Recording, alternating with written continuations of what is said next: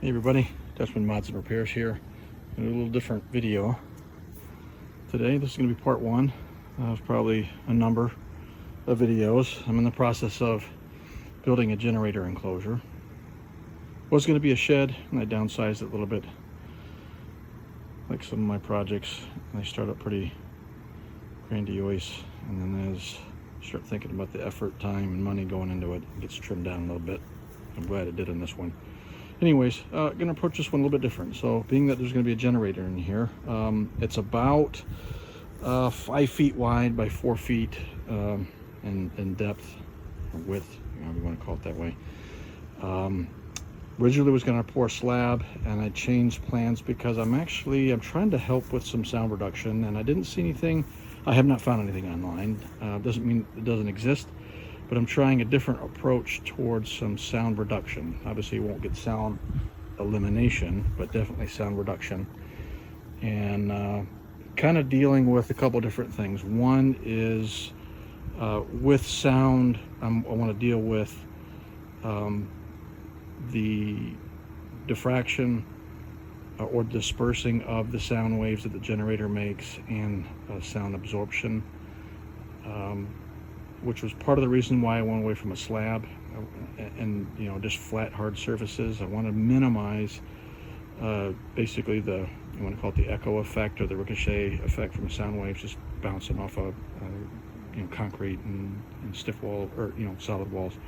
So what I've done is I've actually did a raised bed, and inside here I've put down on the outside, touching the ground, is aluminum screening just for some stiffness, because I do have some gaps underneath the boards. I didn't want the boards to be in contact with the ground all the way around. And then I put down some weed matting, actually about 2 layers of that comes up, and then you can see along the side here I have some 1x material that's nailed in level about 4 inches from the top of where the floor boards will be setting. But then there's just pea gravel.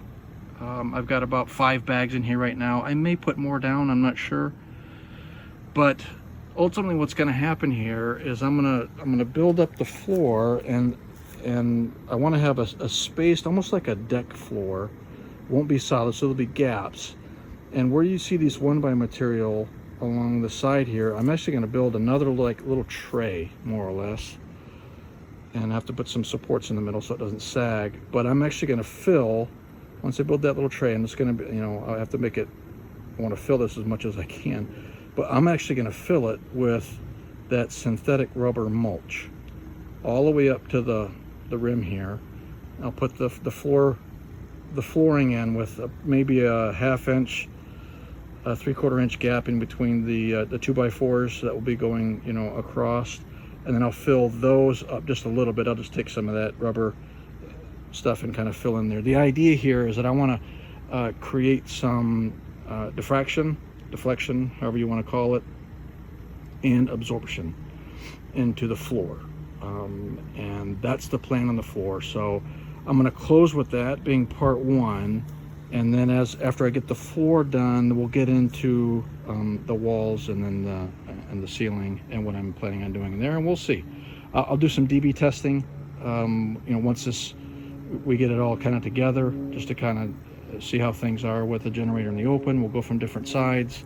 We'll go on intake, outlet, some ventilation stuff I have to do as well, and exhaust stuff. So it'll be interesting. It's going to be a fun project. So we'll see where things go. Look for part 2. Should be in the near future. Take care. Bye.